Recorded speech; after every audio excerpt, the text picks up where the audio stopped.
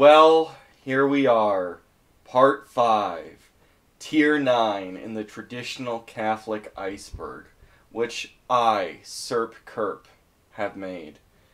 We've been over a lot of stuff. We've been through, say, liberal Catholicism to, I guess, the mainstream small O Orthodox Catholicism, down into kind of like the indult crowd, into the more moderate parts of the Society of St. Pius X and independent traditionalists. And now we're going further and further and deeper and deeper. And in the last video, we talked about Sedevacantism. In this video, we're also talking a lot about Sedevacantism and the various controversies, also talking about some ideas or theories I've had on reflection after being a Sedevacantist, after being a liberal Catholic, after being a small O Orthodox Catholic, and I probably have different views which are all over this iceberg if you were to ask me one-on-one what I think. But some reflections are included here, or some things that are never really talked about amongst traditionalist Catholicism.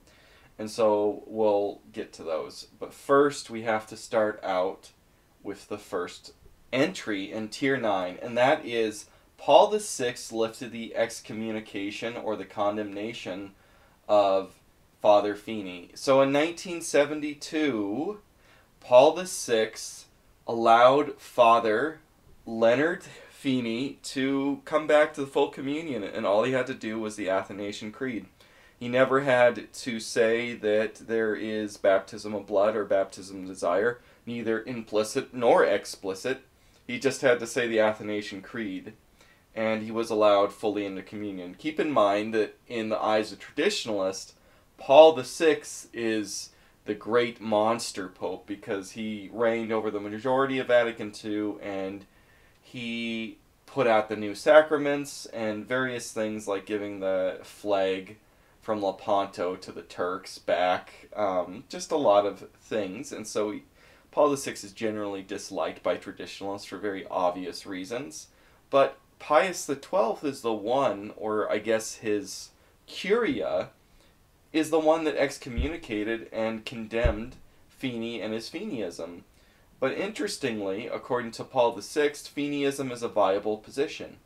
And so that would mean that Feeneyism, to this day, is a viable position for a Catholic in communion with the Vatican to hold. Next up, we have Pope Michael. Oh boy, is there a lot to this one. Pope Michael has recently died. I believe in 2022 he had an emergency surgery that went wrong. I don't exactly know why they were having a surgery. He fell into a coma and he's passed away. So Pope Michael's name before he took on the name Pope Michael, of course, after the Archangel Michael, and his birth name, though, was David Baden.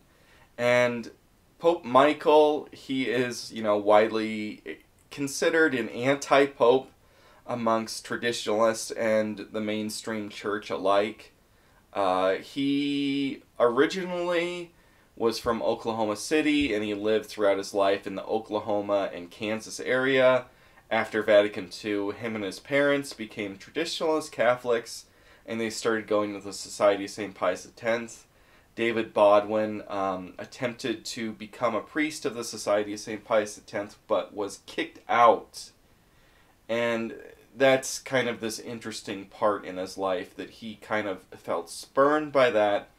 Eventually, and even after moving to St. Mary's, Kansas, his family left the Society of St. Pius X, and he would do some various odd jobs, but what he's known for, infamously known for, of course, is that his parents and him decided to conduct a papal conclave. They were Sedevacantist and then Conclavist. We already talked about Conclavism. Conclavism is a form of Sedevacantism which is even more extreme, and these are people that are trying to fulfill the papacy following what they see as the end of the papacy, either with Pius XII being the last pope, or either John the 23rd or Paul VI somehow losing the papacy. It's unclear in Sedevacantism how that breaks out, and different Sedevacantists say different things. But anyway, he was a conclavist, and he thought that it was the duty of the Sedevacantists to fulfill the papacy again, and his parents agreed with him. And so his parents emailed, or I guess this is prior to email, obviously. This is in 1990. So they mailed numerous independent Catholic clergy and Sedevacantists, including lay people like themselves, and that there'd be some kind of general conclave. Well, 6 people showed up, 2 of which were his parents and him. And in such a limited amount of people, David was elected to be the Pope, and he became Pope Michael. Of course, as I said before, taking his name for the regnal title, Michael, from the Archangel Michael. And so he was never ordained up to that point, and so he was a pope that couldn't confer any sacraments. Ultimately, later, around 2011, he would be conferred in Brazilian Old Catholic sacraments, and of course, in the classical style of receiving these independent Catholic sacraments, he was made a deacon, made a priest, and made a bishop all on the same day.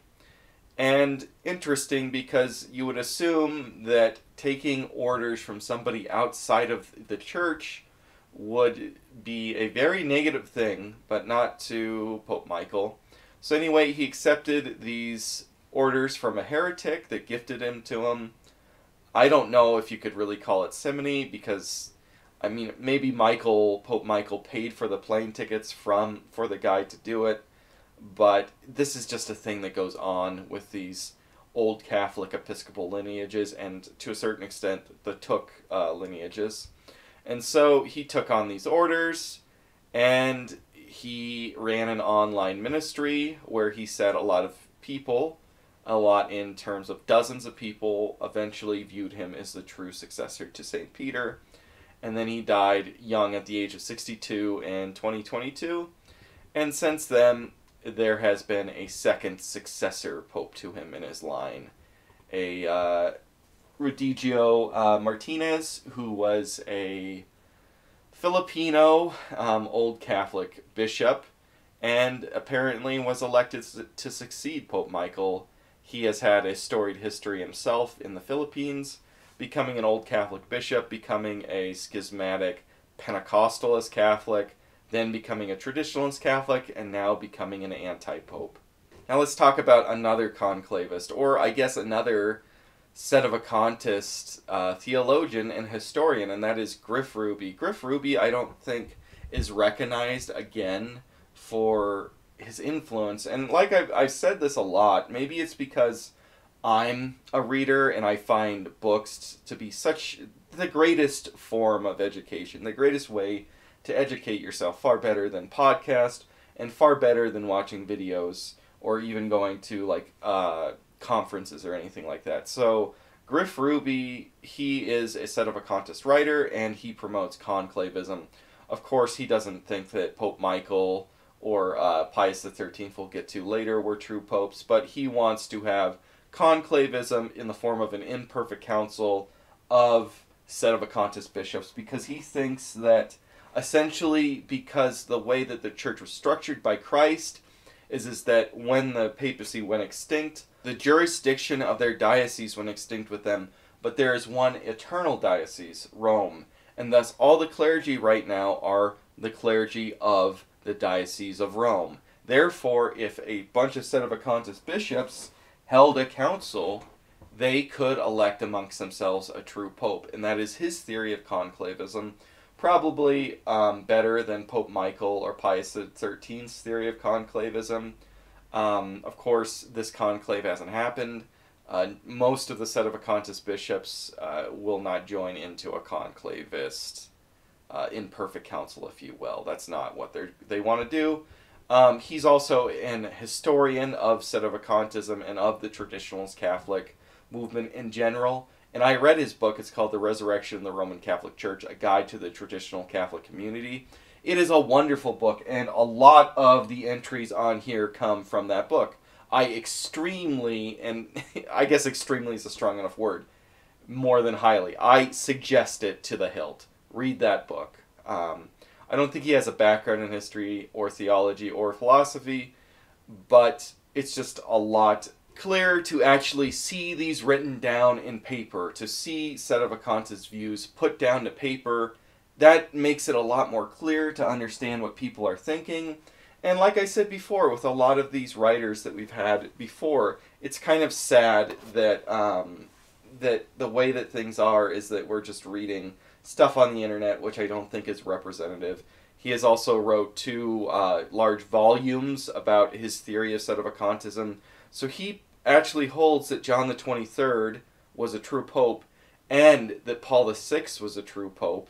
And he personally thinks that Paul VI lost the papacy, rather never have gained the papacy. A lot of Sedevacantists, or more educated Sedevacantists now say, he believes that Paul VI in fact lost the papacy, and that has to do with Lumen Gentium and the whole subsist thing, that the Catholic Church, or the Church of Christ subsists in the Catholic Church. And so he thinks that it basically broke the Catholic Church, and that Paul VI lost his papacy for promulgating it, and that's where Sedevacantism starts. Next up we have Cardinal Newman was a modernist. Cardinal Newman was a 19th century cleric from Great Britain. He was an Anglican that converted to Catholicism, part of the Oxford movement. He was reordained as a Catholic priest, and he ended up becoming a cardinal. He has since been made a saint in the Catholic Church. So this comes from his theory of the development of doctrine, and this is where he says that basically the Catholic Church's doctrine has developed over time to become more and more detailed and more explicit, and that the Catholic Church doesn't come up with new doctrines over time out of nothing, but those doctrines are better formulated out of time. So basically, say the church of the 1st or the 2nd century, that is the same church that we have today, but this is the analogy, it's growing like a tree outwards. Traditionalist Catholics don't like that, and they consider him a modernist, and that this whole idea is modernism, and that he really believed in what he's saying is just like progressive revelation, and he's just cleaning up to sound better.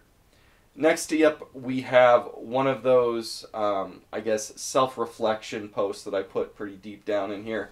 And so, this is John Paul II was a mixed bag. And this has to do with the idea that, yes, John Paul II had a great deal of scandals, and what a lot of the more radical traditional Catholics point out, both that would have said John Paul II was a real pope, and Sedevacantists said about John Paul II is true.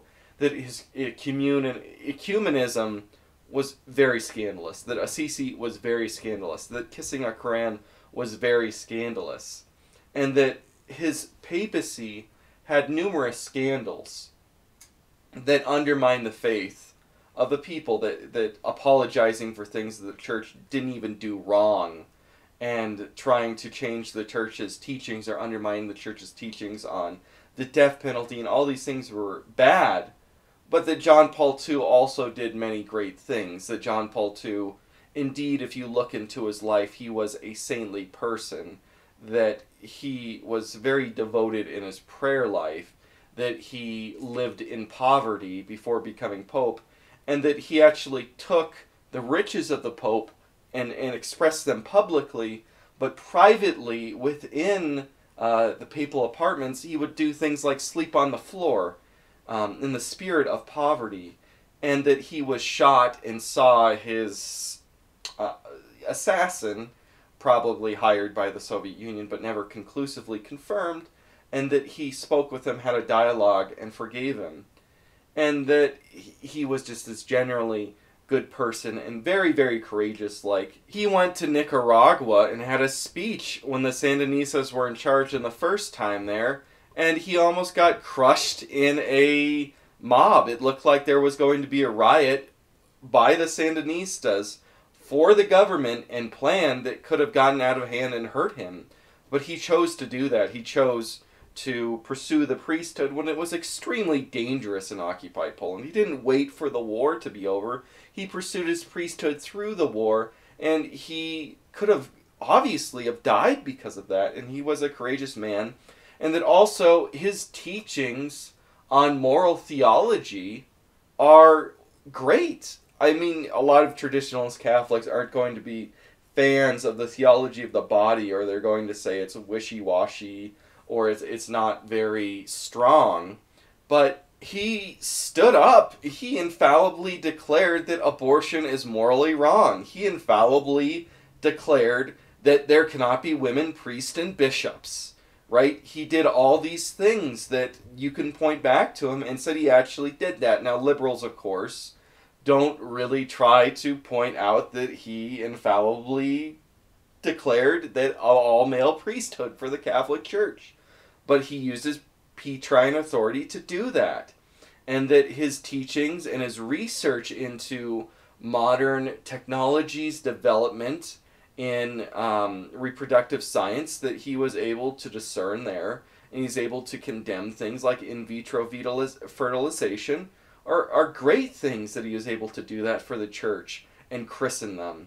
And so John Paul II was kind of this mixed bag, where he did these scandals connected to ecumenism, but he also did strong things that are able to defend the family and to defend the pro-life status of the church, and have strongly aged very well for him. Next up, we have Latin Novus Ordo appreciators.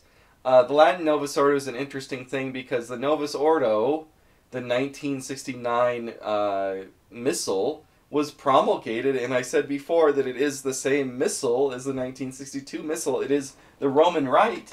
And so technically you could have a Latin Mass facing the altar ad orientem, but it could be the Novus Ordo.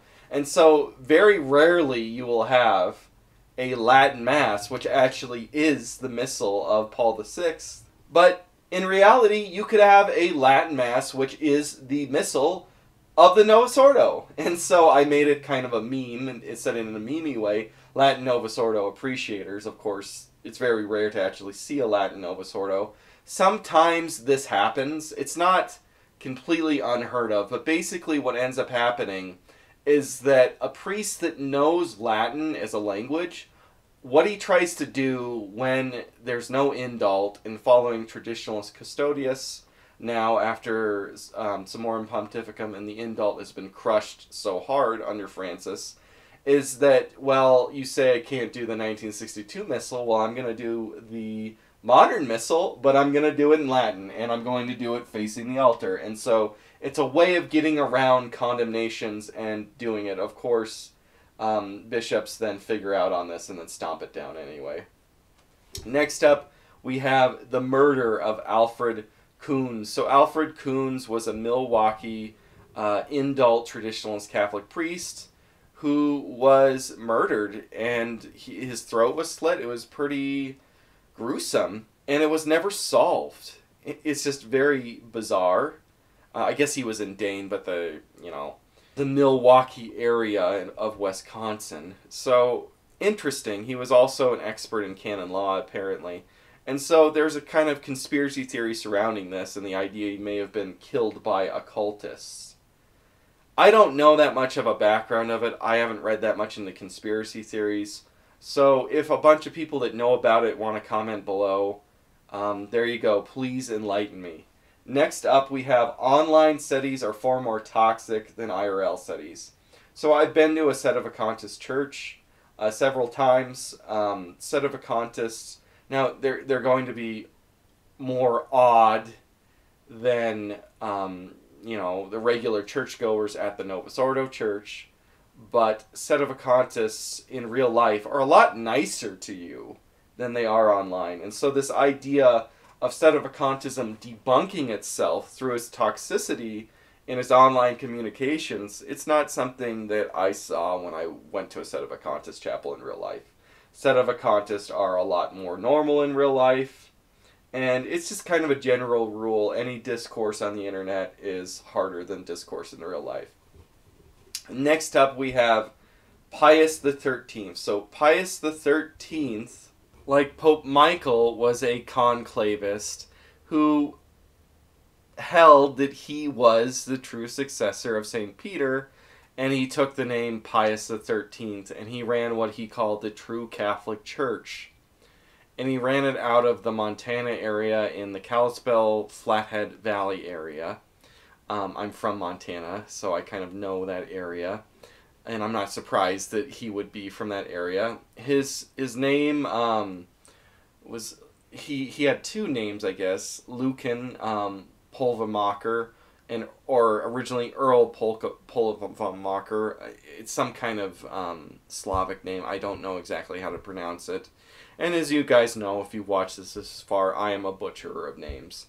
So anyway, he became a Capuchin, and he became a missionary in Japan, in Okinawa, and eventually he moved to Australia for a short period. But after Vatican II, and after the Novus Ordo Mass came out, he left the Capuchins, and he became a traditionalist priest, and he moved all over the United States, to a lesser, greater extent, offering the Latin Mass until 1998. I guess he moved to Kalispell in Montana, and with other Sedevacantists, over the mail, they had a mail-in conclave of a lot of lay people that they selected him to be the Pope, and he was Pius XIII.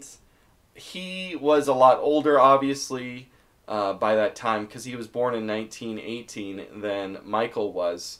So Pope Michael, in my mind, these are the two major conclavist anti-popes, you could say. But there are other ones, and there are other ones that I didn't put on the iceberg that I surely haven't known as the whole copy pasta. There are 20 living anti-popes in the world right now, and it's possible that I only really know of Pope Michael and Pope Pius XIII because they are both Sedevacantist conclavists in the English-speaking world in my home country, the United States. But to me, I always compare the two, and so Pope Michael, even though he was a layperson, he was more tech-savvy, so he's left a greater presence. While Pius XIII, because he was actually ordained prior to becoming this Sedevacantist anti-pope, if you will, had more, authority to be a pope since he was already a cleric. He's left a much smaller impact on the internet because he was older and wasn't as tech-savvy. So anyway, he of course died out, and his true Catholic Church died out with him. But one interesting part of this true Catholic Church that he ran was that he did not follow apostolic tradition with episcopal consecration. He thought that because he was pope, falsely, apparently, he thought that he could consecrate other people as bishops, even though he never became a bishop himself. And although the church has held that a priest is just a priest, and a bishop is the one that has the right to ordain priest and has the right to consecrate other bishops, and so a priest can't make another priest, well, he tried to make other priests. And those ordinations or consecrations would have been invalid. Next up, what do we got next up here? Next up, we have lay people have the authority to depose a pope. Now, this is an anti-Sedevacantist phrase, which is very common. And this has to do with, well, if there's been no popes since Pius XII on, and all the cardinals followed them, and all the bishops, with the possible exception of Archbishop Took, acknowledged, Paul VI and John the 23rd as true popes on, then what authority do we have to defrock them, I guess? They wouldn't be defrocking them, but, recognize them as false popes. And because most of the majority of Sedevacantists are lay people or people that are running around with Took consecrations, or they're former Society of St. Pius X priests that are roaming around, and they're Sedevacantists with no formal connection to the church. And so this comes up the idea, well, I talked about Pope Honorius before, well, maybe you have to have this counselor, this imperfect council that deposes a pope. I don't know exactly how well I can get into Bellarmine or Cajetan or John of St. Thomas's opinions of how the papacy is lost.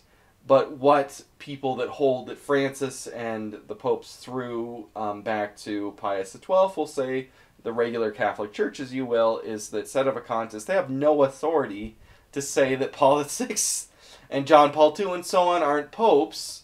And so they are essentially lay people that are deposing a pope themselves, and that they're judging him based on what they think is orthodox or not. Or they're saying the pope is heretical with no real power. And so I put there, lay people have the authority to depose a pope, because essentially a lot of Sedevacantists believe that. Now, they might push back against that statement, but essentially they believe that, and they would say, of course, to me that it's not that simple, and it's very, very clear that Francis isn't a pope. You have to be an idiot to think that he's the pope, basically.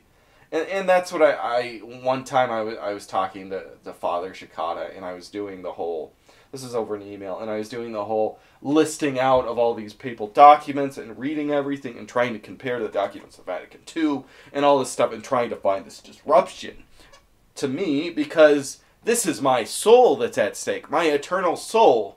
Do I submit to this fake pope, or do I submit to this real pope? Do I say that Francis isn't the pope or not? And so he kind of just said, well, there are people that are just able to see the grace as the truth. It's not about reading books and books against each other to try and find it out.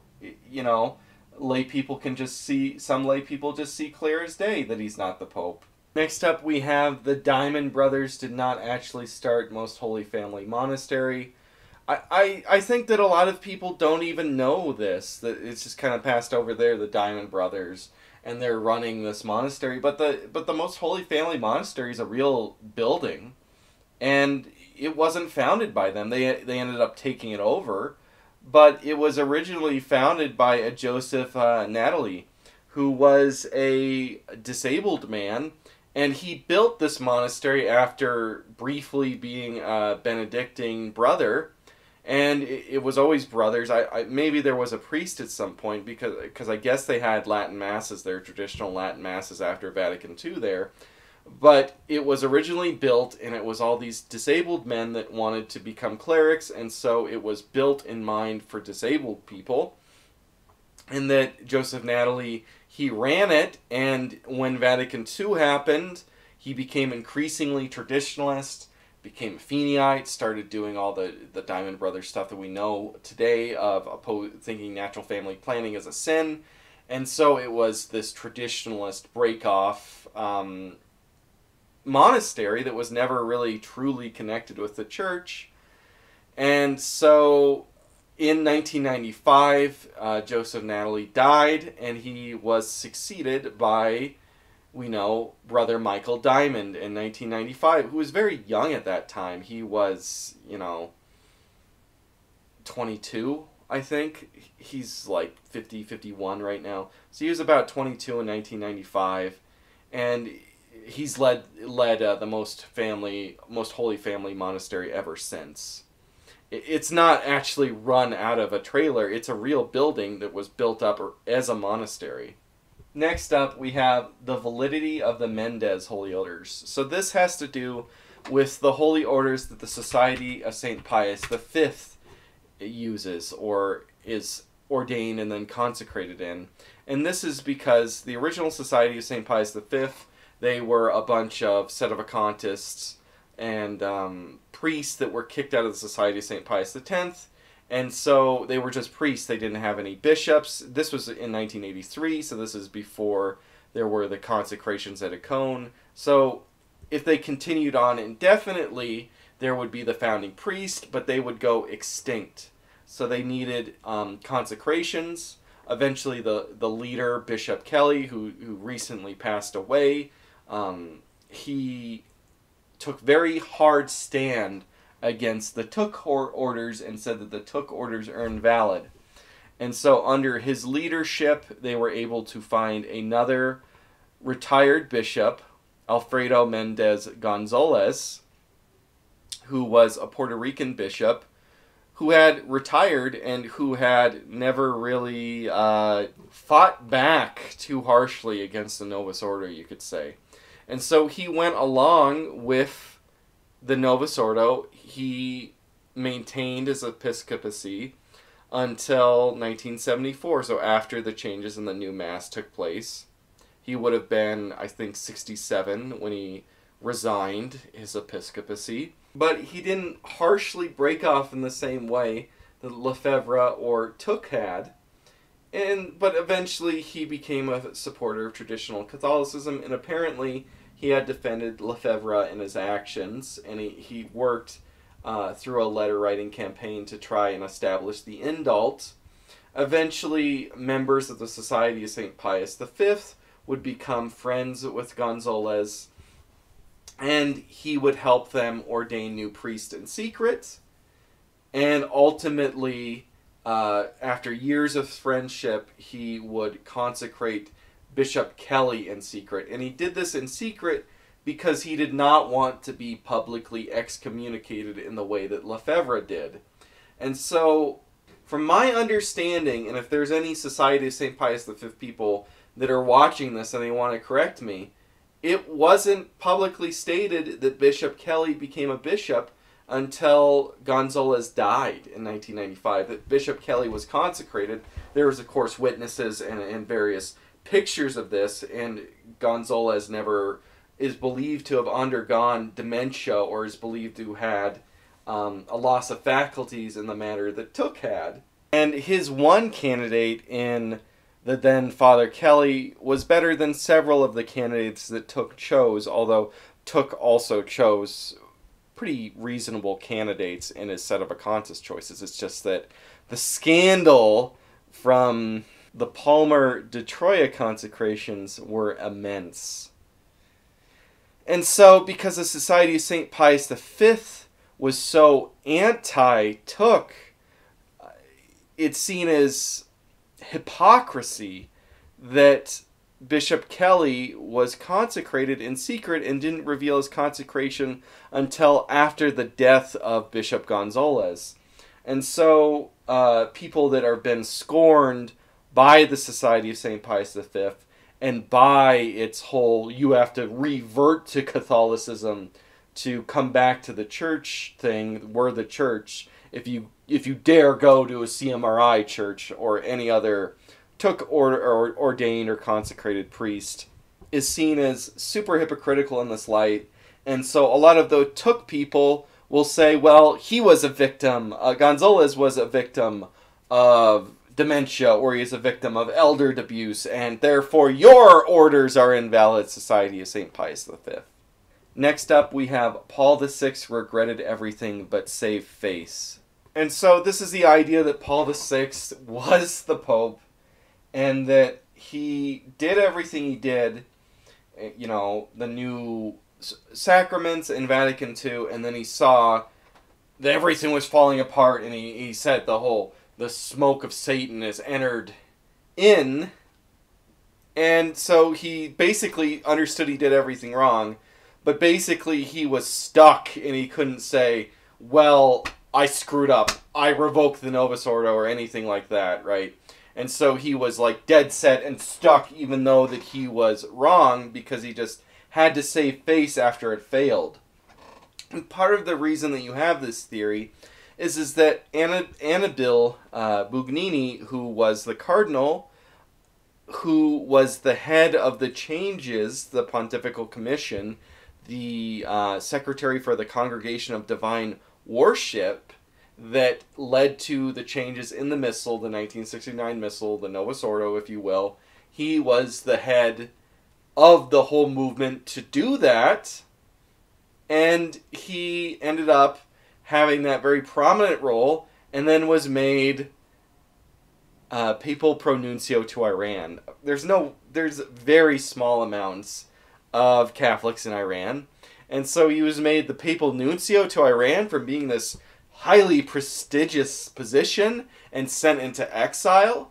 And so there's this idea that he was caught, or that Paul VI regretted what he did and he punished Bugnini for it at the end in the last years of his papacy, and that Paul VI regretted Vatican II and regretted the Novus Ordo and all this stuff. And part of this whole theory of history, or this a whole idea, is I'll read I guess the paragraph they have on Wikipedia, and I know people are going to criticize me to the hilt on this one, but I think that most of the people on Wikipedia that are writing traditionalist Catholic stuff are traditionalist Catholics, and if you read through a lot of these articles, it's going to become clear that's the case. But anyway, the oft-repeated allegation of Bugnini being a Freemason was first made in print by the Italian essayist Tito Casalini in his book. I'm going to skip over the Italian here. No, I'm not, because there's no English translation. So, Nel fumo di Santa verso I ultimo sconto in 1976. Cassie claimed that according to an anonymous source, Bugnini left a briefcase in a conference room when someone found it and attempted to identify the owner. Incriminating documents were found within. English writer Michael Davies claimed that Paul VI's sending of Bugnini to Iran as nuncio was due to the alleged revelation that Bugnini was a Masonic affiliator or infiltrator, and though the task of his pro-Vatican II congregation had been completed, he was punished in this way. So Davies further claimed that the unnamed conservative cardinal had told him this in 1975 and had seen or placed on the desk of the Pope a dossier containing evidence that Bugnini had a Freemasonic connection. So anyway, so apparently the idea is Bugnini is a Freemason. He gets through the Novus Ordo. Novus Ordo is out. Paul VI is like, I screwed up. I'm an idiot. But this is all wrong. All my choices are wrong. But I'm not going to reverse them. I'm not going to reverse them. And so he punishes Bugnini by making him pro-nuncio to Iran. But apparently, you could also say that Bugnini, he was getting older, right? And so maybe he wanted a cushier position. And he apparently was interested in Iran and its history, and he read a lot about it. Next up, we have the airplane interview magisterium. And this is kind of a meme that's been pushed around, and this has to do with Pope Francis saying bizarre and heretical things, not in any formal writing, but in interviews. Things like there's no Catholic God, and who am I to judge gay people, and, you know, there's no Catholic hell, and stuff like this, which is taken by the media and construed to be very, very out there liberal things, he says in these airplane interviews. And so there's this idea that there's an airplane interview magisterium, and that's Pope Francis's real teaching. The Society of St. Pius X's Marian Corps. So obviously Marian, Mary, and then Marine Corps for the United States Marine Corps, if you get the pun. But this is a new society of priests that has formed of priests that were either kicked out or left the Society of St. Pius X when there was dialogue with Rome to see if the society would become fully regular with Rome, which of course never happened. But anyway, they're part of the Society of St. Pius X resistance. They're getting bishops, they're ordaining new people, and they're becoming a new era of not regularized independent priests within the more radical part of the traditionalist movement. The CMRI never had jurisdiction from the official church. This has to do with a lot of these Sedevacantist organizations that they never were connected to the original church. So with the Society of St. Pius X, they were originally connected to the Catholic Church, and they were eventually put down and then resisted. So I think in 1976 they were put down by the local bishop, and they kept going without the permission of the diocese that they were incarnated in. And so the CMRI was founded by a lay person, eventually Bishop Schuckart, who got consecrated in Old Catholic orders as a bishop, and never was formally connected to the church, and a lot of other Sedevacantist societies, and also the Society of St. Pius X Marian Corps, were never formally connected to the official regular church or incarnated into a diocese. Next up, we have The Sacred and Profane. This is a book written by Bishop Kelly, which questions the validity of the Took orders, says that they're invalid or doubtfully valid, and that traditional Catholics are to stay away from it. Then we have, next up, Paul VI was a gay communist. This is kind of the slander or the conspiracy theory that Paul VI was a well-known public homosexual and that he would frequent the secret, at that time, at least I guess, secret nightclubs of Milan and have frequent gay orgies.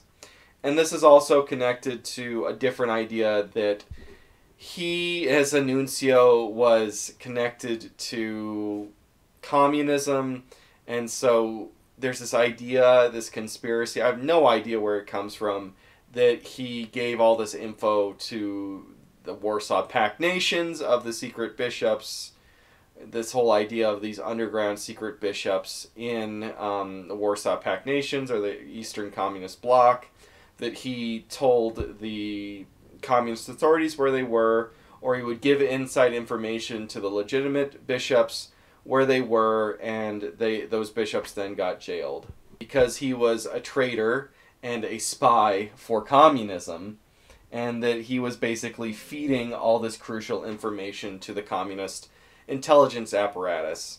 I don't know where it comes from. It's pretty baseless, but it's an allegation that's definitely been thrown around in a lot of more radical traditionalist circles. Next up, we have Sedevacantism, but John Paul I was actually a real pope.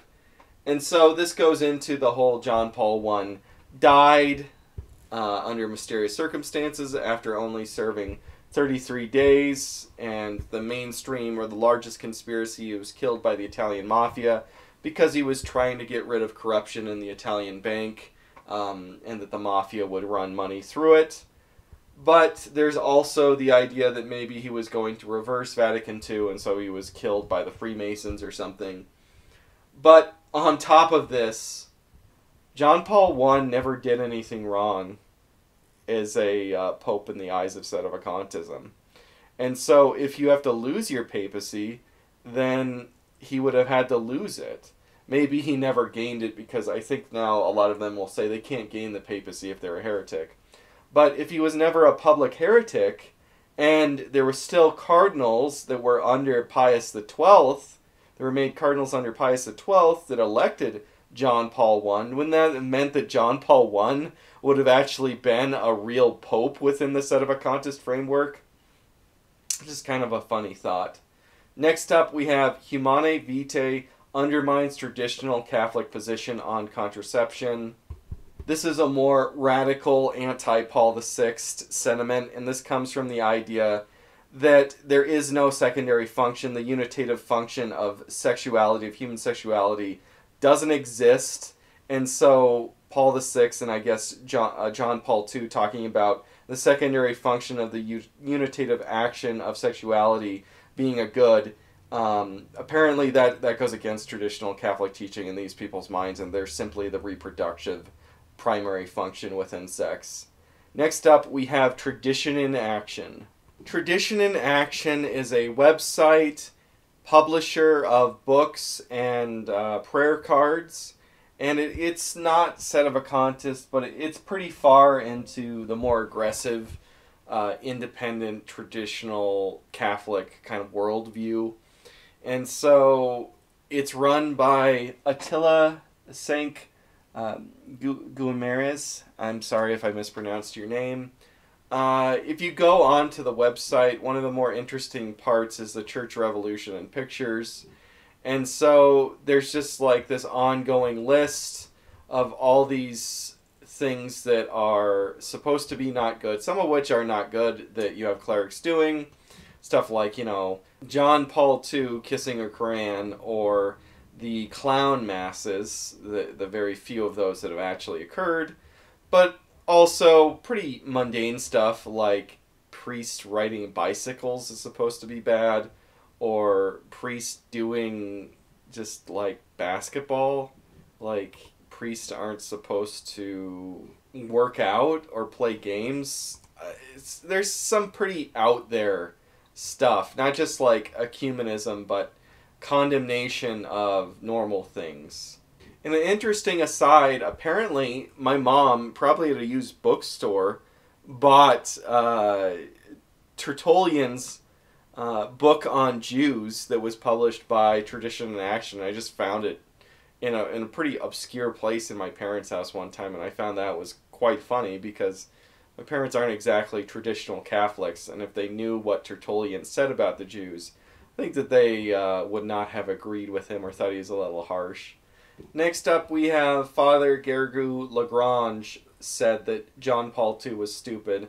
So, John Paul II is then Father Karol Wojtyła, or maybe even Seminarian Karol Wojtyła, was supervised by Gergu Lagrange for his doctrinal research in the Angelicum. And apparently, it's been said in a lot of places that Father Gergu Lagrange didn't think that Karol Wojtyła's ideas were necessarily the best and had a low opinion of him.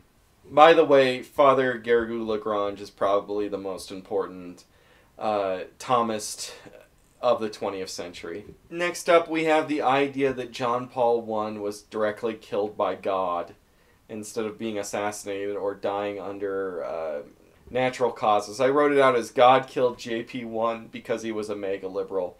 And this kind of comes from JP1 wanting Catholics to have access to artificial contraception, but he ultimately did adhere to Humanae Vitae after it was published. Luther killed himself in quotations, and this comes from a lot of legends that circle in Catholicism dealing with Luther and saying that he was a non-Trinitarian, saying he committed suicide, saying he died grievous in depression, and stuff like that. There's just a lot of legends that kind of slander Luther that are pushed by Catholics and traditional Catholics. Neo-Jansenism. So Jansenism was a 17th and 18th century Catholic theological movement within France, and it was basically Catholic Calvinism. It followed under Augustine of Hippo, and it was, humanity has very little free will, and that grace overwhelms our will. And it's just kind of a name that gets thrown around as a slur sometimes in traditionalist circles, both towards traditionalists and against them. Sedevacantism is radical ultramontism. Ultramontism means over the mountain, and this is the view of deep affinity for the Pope and deep affinity for the current teaching of the papacy and the idea that the Pope is always right, both theologically, obviously, but in the political arena. And so there's this idea that even though Sedevacantists, they're not following Francis on back until Vatican II, so you would think on paper they wouldn't be ultramontists, but the reason that they act that way is that they exaggerate the powers of the Pope, and they're a radical ultramontists which have exaggerated the powers of the Pope, and because of this exaggeration, that's what led them into Sedevacantism. And speaking about ultramontism, we have Pius IX is rolling in his grave. This is the idea that the ultramontist movement and Vatican I and the papal infallibility promulgated at Vatican I by Pius IX has now been turned against Catholic tradition, and so Pius IX is rolling in his grave. And finally, for the end of this tier, we have eating fried seafood on Fridays undermines Lent. And this is kind of a deeper insight because in the United States and in landlocked states, you have a lot of Catholics that during Lent are eating fried food, fried fish, sometimes not that big of a deal stuff like McDonald's fish fillet, but, or is it McFish fillet? I don't remember exactly. But, it's not that high-end compared to other stuff that's out there. But you have Catholics that literally go to Red Lobster and have a more expensive meal than a steak in Lent. And so the idea that eating fried seafood in Lent is kind of undermining the idea of Lent and the importance of fasting and abstinence, and especially in landlocked areas like my home of Montana, where seafood is a luxury, it's a specialty. And to get seafood here is more expensive than steak. So it undermines, if you're going to a restaurant and getting this high-end seafood, I mean, it's not obviously high-end in terms of the world because it has to be sent here, but a high-end for us, it's undermining the whole point of Lent. Okay, now we're going to start Tier 10 here. And the beginning of Tier 10 is the quotation, "Father Shikata was the greatest theologian of the 20th and 21st centuries." And this is just kind of an observation, is if you're a Sedevacantist, Father Shikata is probably the widest writer in Sedevacantism. And he has numerous articles that are saved on traditionalmass.com, some of which are by Bishop Dolan and Bishop Sanborn as well. And so if you go over there, you're going to see all these Father Shikata articles, and most of the prominent articles of Father Shikata are the ones that are going to be advocating with the most clarity and the most precision Sedevacantism, and things like the 1968 Holy Orders are invalid, or that Sedevacantist priest and independent Catholic priest can in fact do confession. And so basically, if you want real meat, usually most of the time, what's available, at least on the internet, and the best available stuff for Sedevacantism is coming from Father Shikata. And so that would make, if Sedevacantism is true, Father Shikata is one of the greatest theologians of all time. Next up, we have the most holy family monastery theme is Dungeon Synth. And it absolutely is. Go listen to it. I'm not going to debate this. Next up, we have one-handed ordinations are invalid. And this is a position of Society of St. Pius V.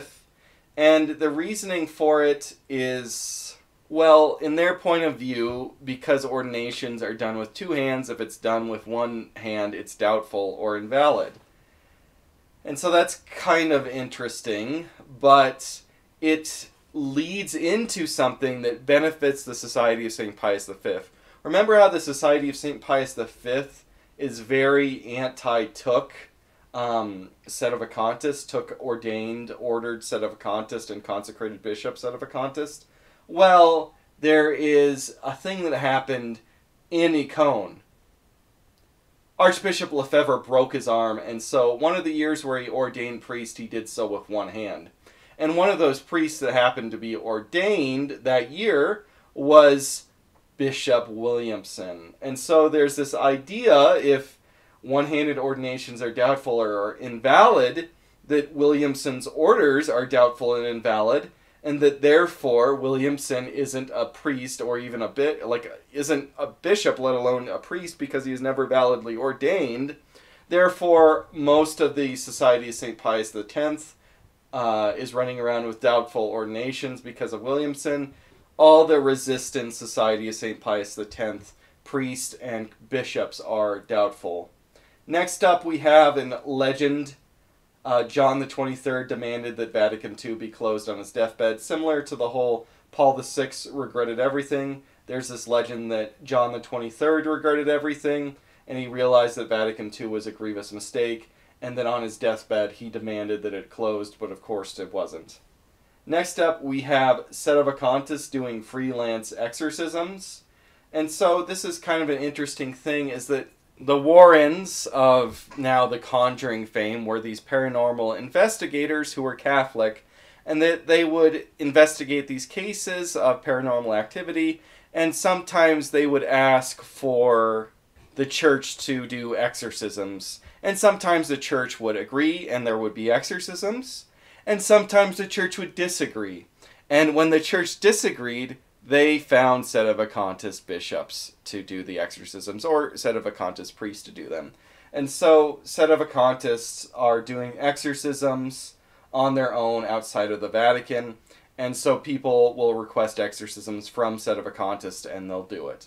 Next up, we have Archbishop Took was guilty of simony, and this is kind of an explanation of why he consecrated so many people. Basically, people were paying him. I made the joke one time that it was friendship simony because he was a lonely man, and basically all these young traditionalists weren't really friends with him. They were just being friends with him so that he would consecrate them bishops. Now we have Archbishop Lefebvre had liberal views on baptism of desire. And if you go back and you read Archbishop Lefebvre, he had pretty wide-reaching views of baptism of desire. He would tell catechumens in Africa when he was a missionary to wait long periods of time before being baptized. And they would be like, well, what if I die? And then he would have a really liberal or wide-reaching view, I should say, of implicit baptism of desire and baptism of desire. And so this is a point of contention between the Society of St. Pius X and Feeneyites, obviously. God mind-controlled Paul VI to make him write Humanae Vitae. And this is one of those things about Paul VI's papacy, which as a historian, and obviously I'm not that old, if you lived around the time of Paul VI, is very interesting because Paul VI was seen as this great reformer, and then he promulgates Humanae Vitae. And so maybe Paul VI was trying to undermine the church, but then when the issue of artificial contraception went up, Paul VI was basically given the grace to resist it, and essentially God overruled Paul VI and made him write Humanae Vitae, which agreed with the faith when Paul VI was undermining the faith. Next up, we have Father Jenkins and Bishop Kelly rivalry.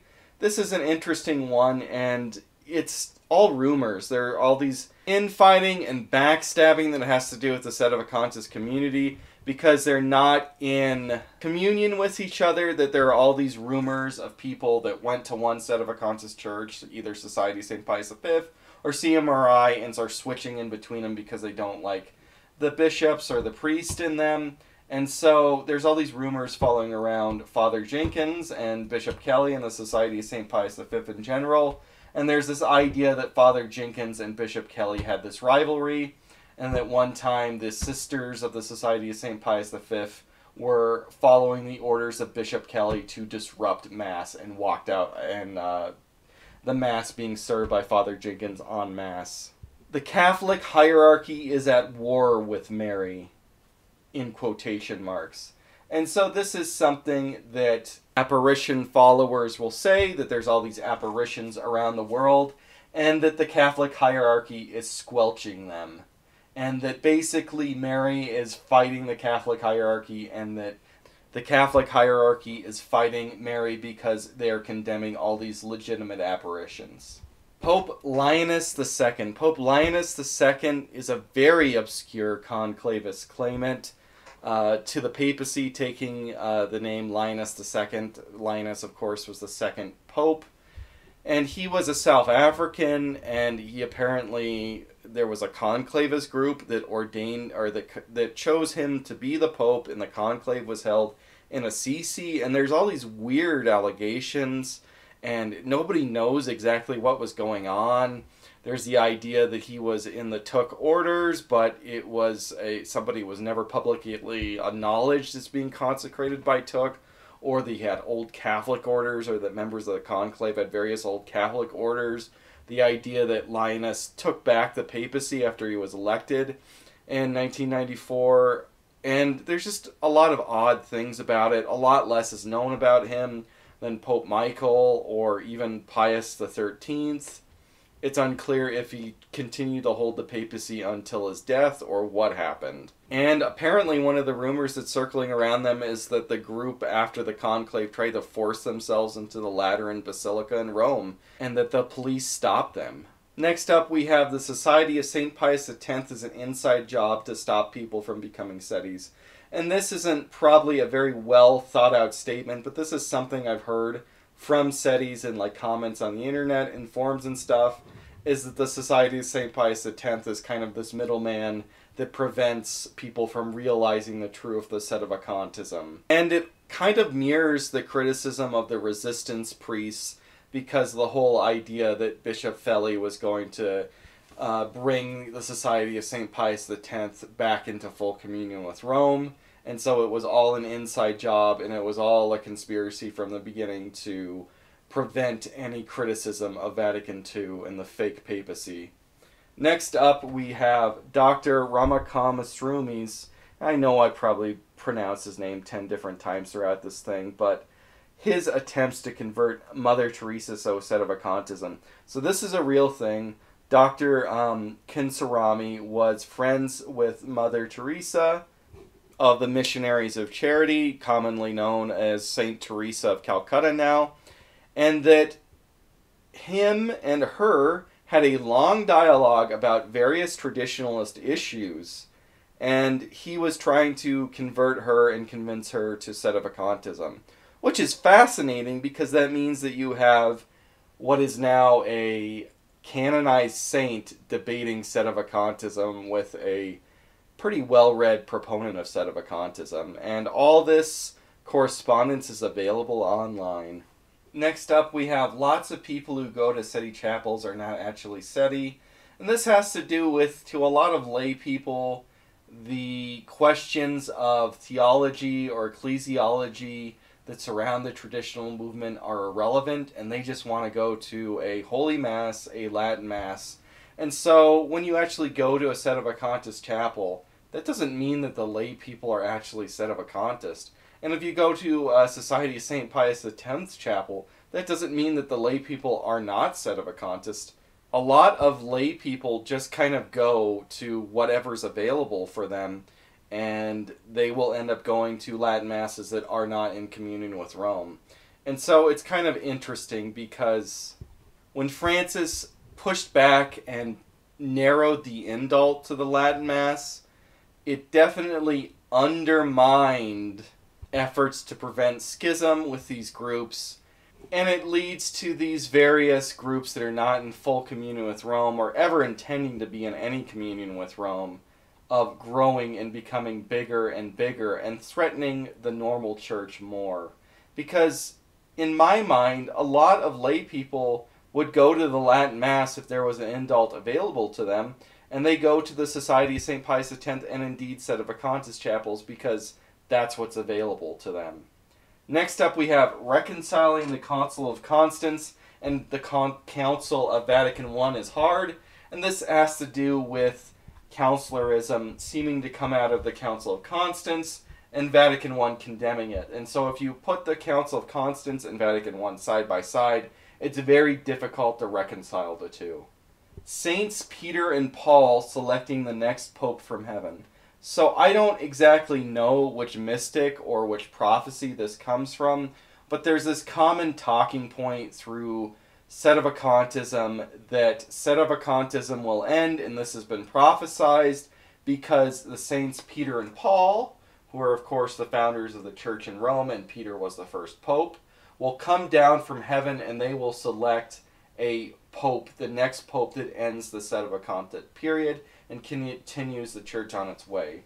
And so this is kind of a mysticalist interpretation of how Sedevacantism will end rather than a legalistic way where you see in Conclavism. But the whole St. Peter and Paul selecting people to become the Pope and end the whole crisis, well, that's problematic because it kind of leads into mysticalism and it leads into what happened with Palmer de Troya. But we'll get to that when we talk about Palmer de Troya. Next up, we have the Society of St. Pius V and the CMRI rivalry. So the CMRI is the largest group, tightly connected group, I should say, of Sedevacantists. And they're primarily located in the United States, but they're spreading outwards throughout the world. And the second largest group is the Society of St. Pius V. We talked about both of them a lot already. So anyway, you'll notice this when you look at maps or listings of various Sedevacantist chapels throughout the United States, is in that you'll have one CMRI chapel, and then you'll have one Society of St. Pius V chapel, and they'll be in the same town. And so there'll be vast swaths of the United States where there aren't any Sedevacantist chapels, but then there'll be two Society of St. Pius V and two CMRI rival chapels in the same area. Part of this stems from the exclusiveness of the Society of St. Pius V, that a lot of people don't like their exclusiveness.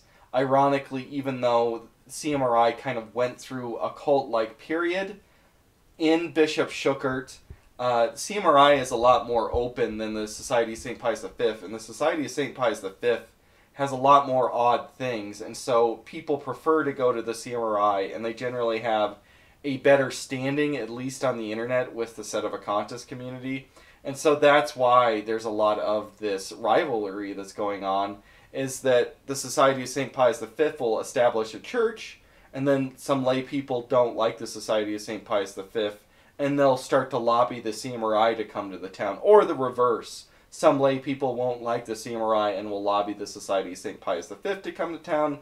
And so in a lot of towns throughout America where there'll be one of these chapels, there will be a driving priest from the other side that will set up a garage church or a hotel church monthly, where the lay faithful that don't like the other order can go there. The Bayside Apparitions. So the Bayside Apparitions are visions seen by Veronica Lucan, who was a woman that lived in Bayside, New York. She was a housewife, and this was later in her life when she was retired.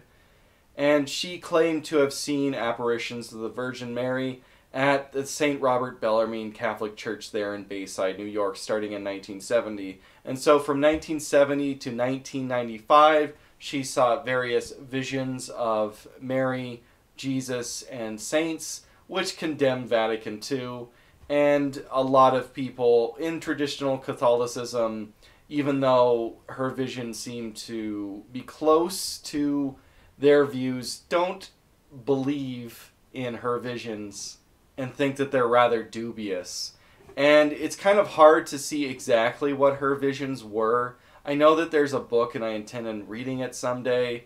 But from my understanding, a lot of them are apocalyptic prophecies that have not taken place and are now at this point false prophecies. Next up we have Anne Barnhart. Anne Barnhart is a traditional Catholic blogger and proponent of Sedevacantism, believing that Benedict never actually resigned and that he was held in some kind of like hostage situation, and that Francis is an anti-pope. She holds a lot of conspiracy theories, and she believes in things like Obama just did gay sex and did cocaine all day and didn't really do anything as president.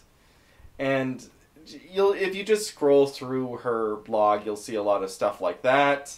Instead of having a conspiracy of Masons controlling the world or Jews controlling the world, well, Anne Barnhart has a conspiracy of diabolical narcissist cabals controlling the world. In fact, she has a book called Diabolical Narcissism, selected essays, and so you could go and read that and see her views. She has a pretty long YouTube video also discussing her views on how Pope Francis isn't a real pope, or how the world is ruled by cabals of narcissists.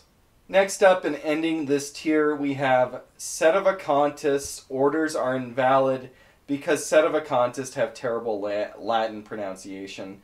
And so this is kind of an interesting idea. Instead of the Took orders being invalid because Took had dementia or something like that, the idea is that Sedevacantist orders are invalid because their understanding of Latin, which usually is self-taught, is so poor that they mispronounce most of the words that they're trying to pronounce, and so that they're not actually really going through the rubrics for ordinations and consecrations. Obviously, if you've watched this far, you know that I'm not the best pronouncer of things in foreign languages myself, so I don't know how much room I have to throw rocks at a glass house, but from my understanding, people that know Latin will listen to certain Sedevacantist priests and cringe due to their pronunciation and lack of understanding of the language. And so with that, that's the end of part 5 for the traditional Catholic Iceberg Explained. Please pray for me and pray for the church.